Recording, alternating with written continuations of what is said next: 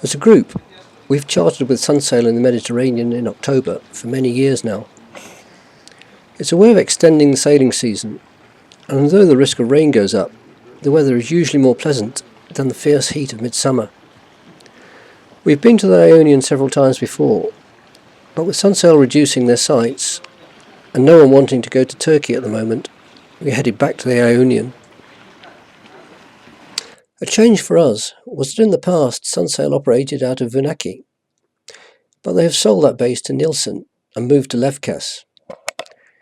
This is even closer to Brevitsa Airport than before, and a short bus ride takes you along a narrow isthmus, past Santa Maura Castle, which guards the approaches, and across a floating bridge to Lefkas town, situated at the north end of the canal separating Lefkas Island from the mainland.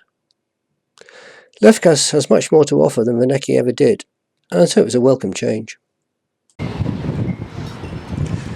We spent the evening ashore in one of the many local restaurants. The next morning, a couple of us attended the area brief, while the rest bought provisions for the boat.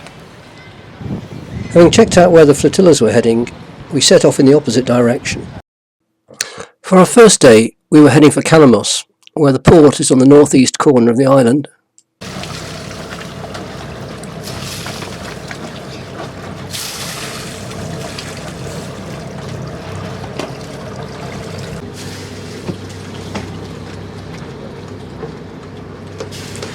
It's a big marina, and the way out isn't instantly obvious. The refuelling jetty is just over at the entrance on the right. We joined the long line of boats heading south. The first time we came down this canal a few years ago, we ran aground a few times, but now it seems to be well dredged and well marked.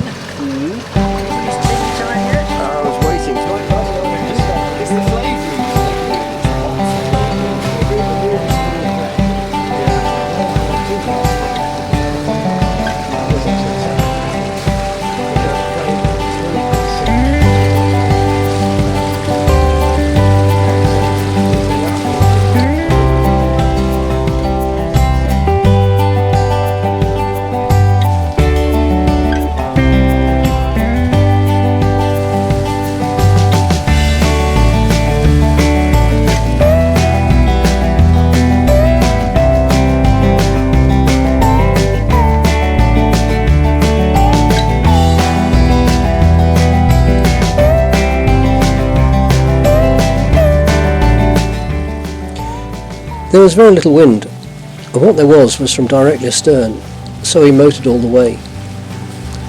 The strange thing was that as we rounded Kalamos and reached what should have been the lee side of the island, the wind got up, and as you can see from the change in the colour of the water. Even more off-putting was that inside the harbour it was blowing in 180 degrees opposite to what it was doing a few yards offshore outside the harbour. That probably accounted for a number of boats making a less than perfect approach. George, the local cafe owner, and probably the most famous non-official harbour master in the Ionian, was on hand to lend his usual vocal support.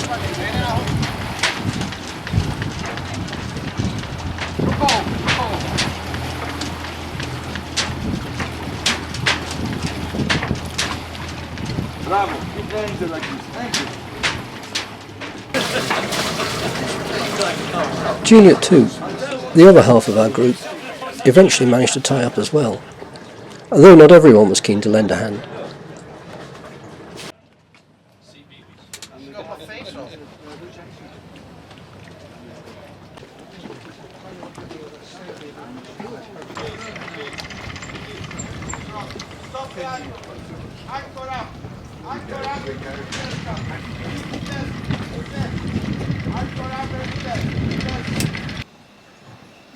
In the morning, we found the quayside Moggy had moved on board.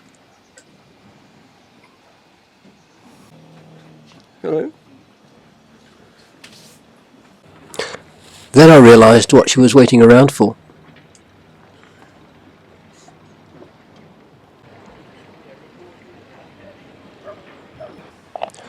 This is George's restaurant, where we ate the previous evening, which is only fair after all the effort he puts into helping people moor up.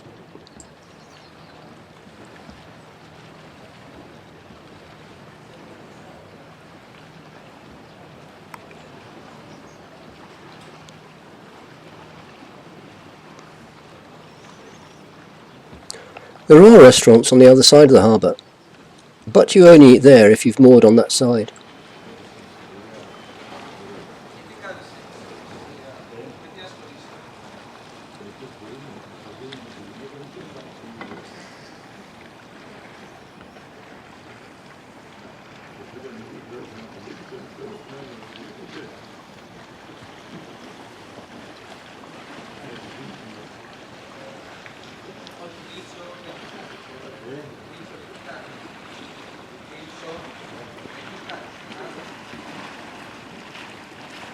The plan was to stop at One House Bay on Atticus for lunch, and then go on to Fiskardo. This didn't quite work out as intended.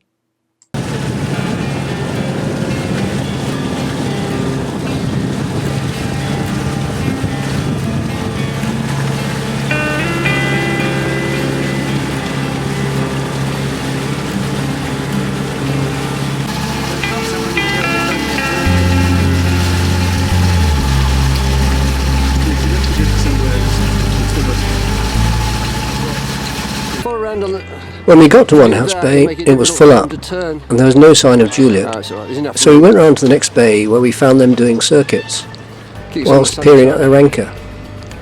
They never did admit what the trouble was, what we presumed was element of operator error. Eventually they steamed off Fiskardo while we had a short stop.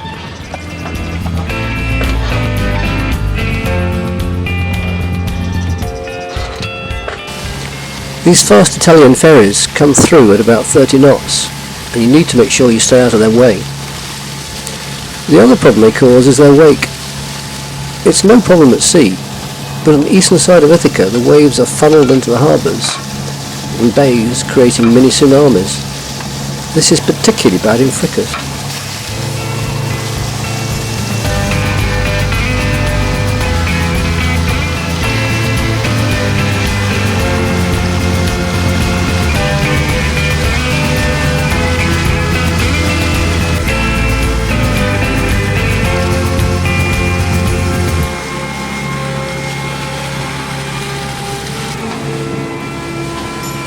As we rounded the top of Ithaca, with Fiskardo just coming into view, we got a call from Juliet saying Fiskardo was full up and that they were heading for frickers. We tried to persuade them to go to Ionian, but they didn't want to go that far, so we turned round and headed for frickers as well. Both our previous experience and the area briefing told us that going stern to in frickers was not on. You have to go alongside, no rafting, and make sure you have long springs. About 20 minutes after a ferry goes past, all hell breaks loose inside.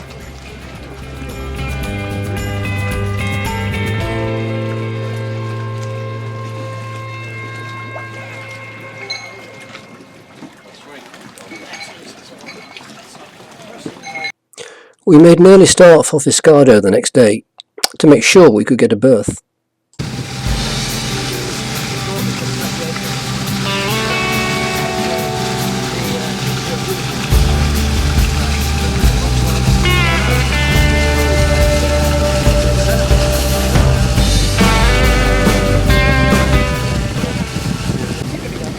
There was finally a bit of wind allowing us to sail, but it was only a short hop across from Ithaca to Cephalonia.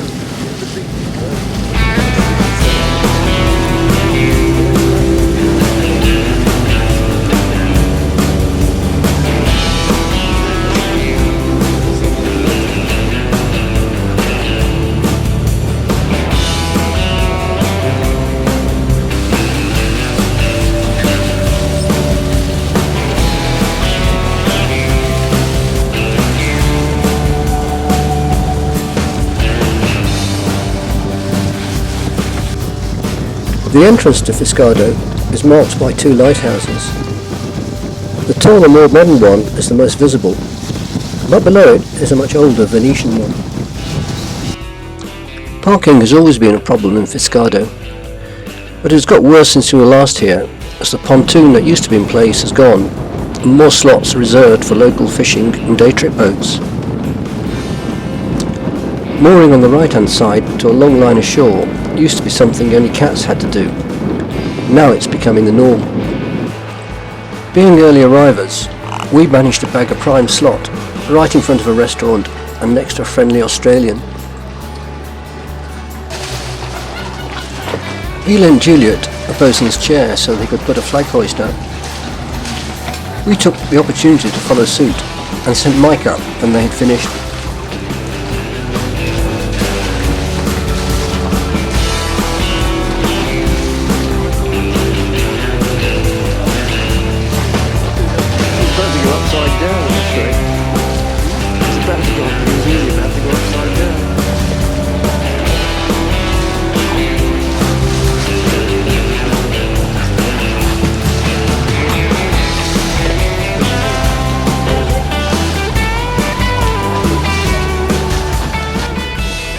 We then settled down with a beer to the grand spectator sport of watching new arrivals trying to find a berth and departees trying to free their crossed anchor lines. Fiskardo is notorious for cross lines, particularly the corner we were in.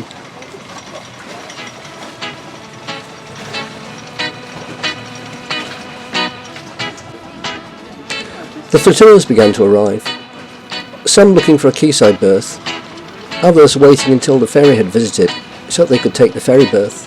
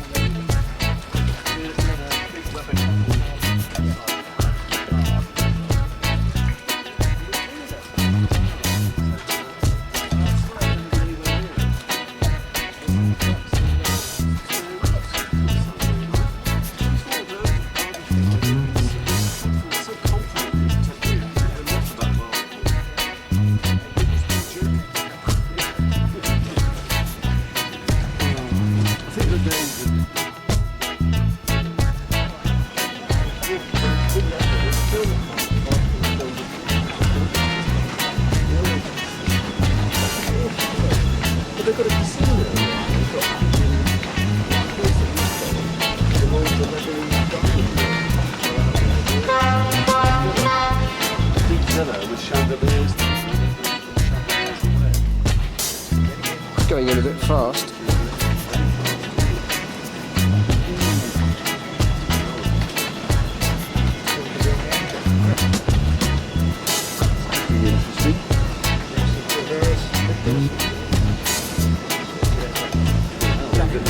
Yeah, I would think so. Incredible, really.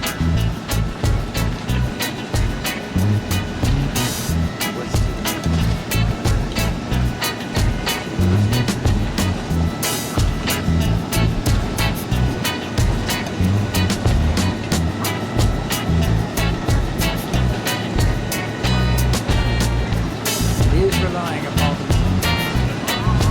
communication with the engine. Yes.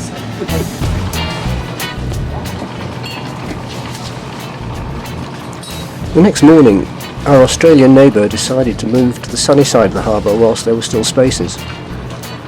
He only made it a couple of boat lengths before finding his lines were crossed. Normally, when this happens to us, we have to get the dinghy out and run a line under the other boat's chain to take the strain. He had a triple bull hook, which he could use from deck level to take the strain. Once he jiggled his own anchor free, all he had to do was trip the hook. I was impressed. I must get one.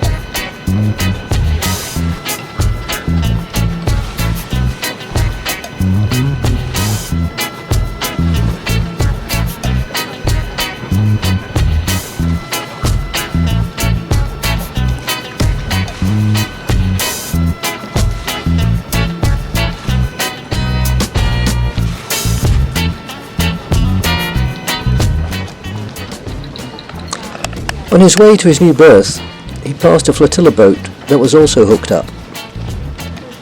They had summoned the crew from their lead boat to help, but were having less success.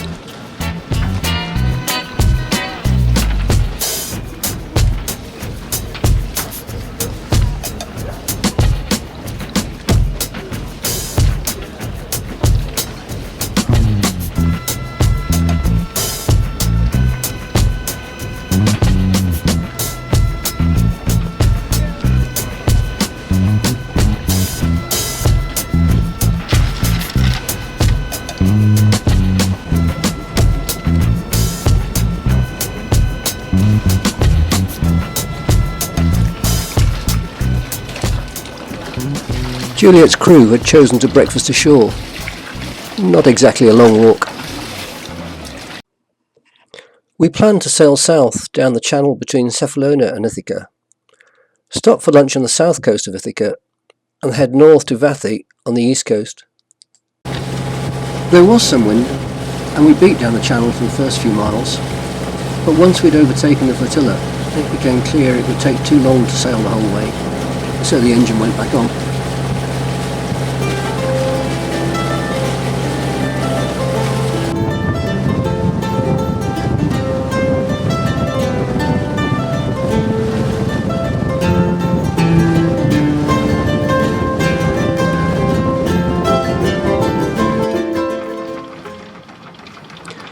We found a pleasant sheltered bay to anchor for a swim, and after about half an hour, Juliet joined us.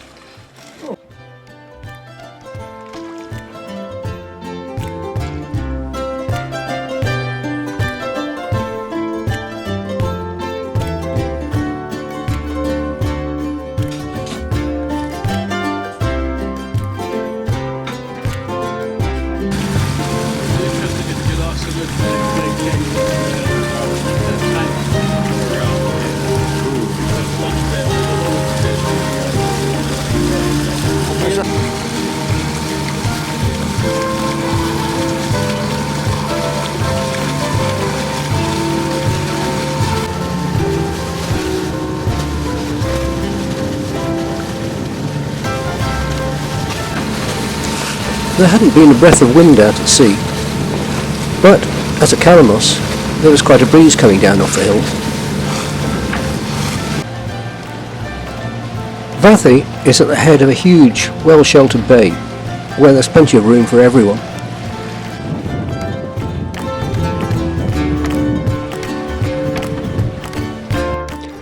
The plan for today was to head across to the south coast of Lefkas Island and stop either at Vasiliki or Sivoto.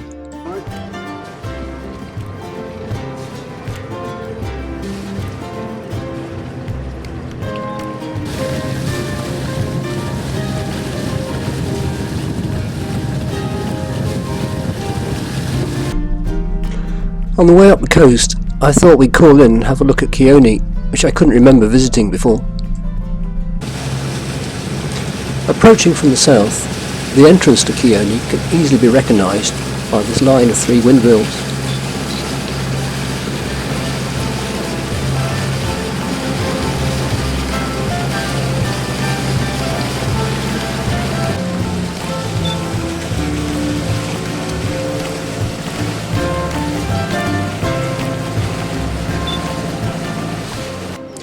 I still couldn't remember having been here before, but looking back at old photographs, we were here in 2003. It certainly looked a more pleasant place than Frickers. Yeah, just gradually bring her around, go around the back of this boat that's coming out and then head out to sea again. We managed to sail across to Vasiliki, where they're building a new marina, but Juliet reported that there wasn't enough depth for them, so we headed round to Sivoto.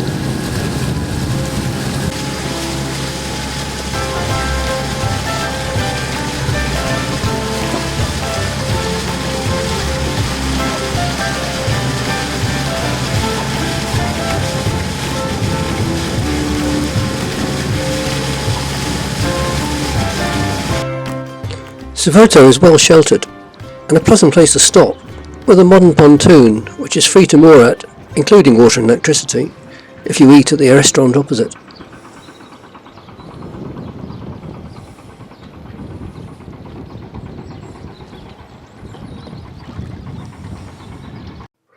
The plan for our last day on the boat was to head up to Tranquil Bay off Nidri for lunch, before taking the boat back up to Lefkas.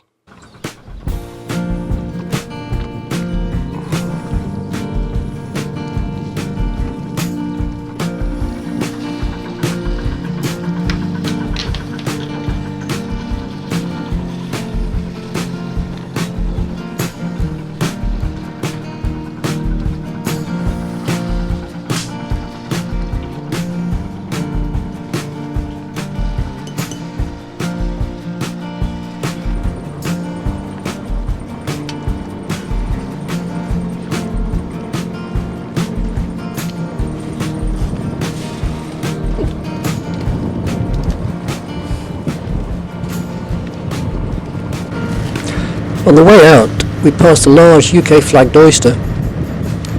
As all oysters are commissioned at Fox's in Ipswich, I'd probably seen this boat before on its trials.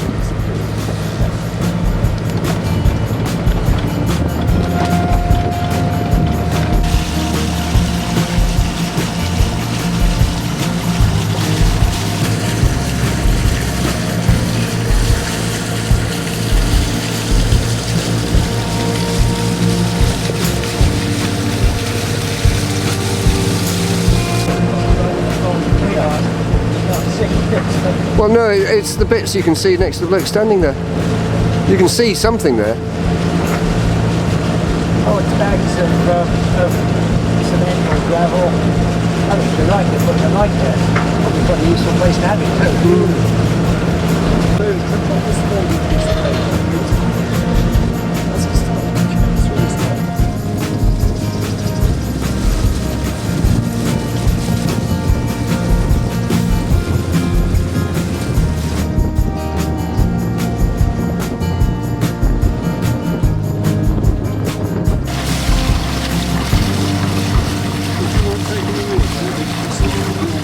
Yeah, sure, stick it on auto helm.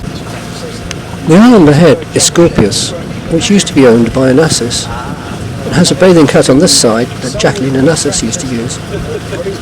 It's now owned by a Russian oligarch, who, quite illegally we were told, has buoyed off areas of the surrounding water, which are patrolled by his men. So left the country with a whole lot of hospitals. They took the hospital.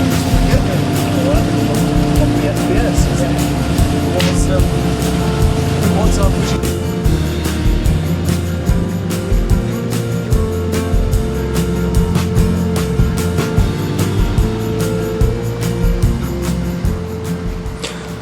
We headed in towards Nidri, with Tranquil Bay just around the corner. But when we got there, we found it to be crowded, with dirty water that was full of jellyfish. We headed back out to one of the bays off the entrance to the Lefkas Canal that Sunsail staff had recommended.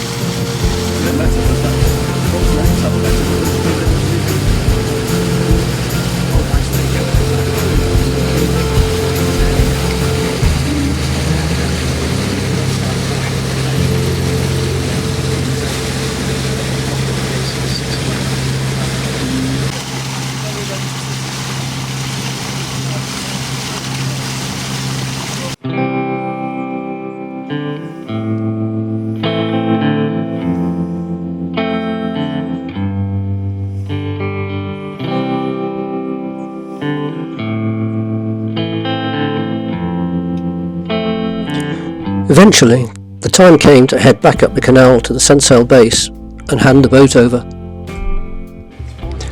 We were left with the usual problem of hanging around for a day waiting for our flight, but at least it was a pleasant area to wait. Predictably, the wind that day was the best sailing breeze all week.